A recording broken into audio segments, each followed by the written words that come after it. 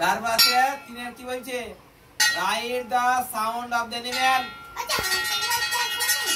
cow cow মানে গরু কাউয়ের ডাকে কি বলা হয় মু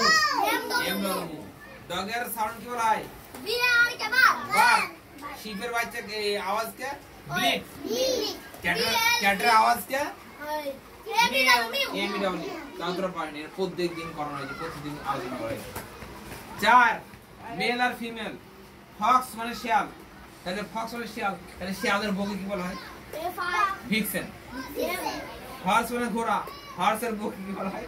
মেয়ার স্ট্যাগ মানে ছেলে হরিণ মানে পুরুষ হরিণ আর ওর বউকে বলা হয় হাইন ঠিক আছে না বুঝতে পারেন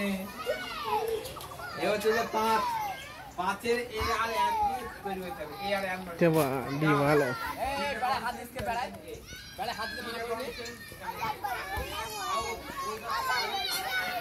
বড় হাত দিয়ে মানা করবে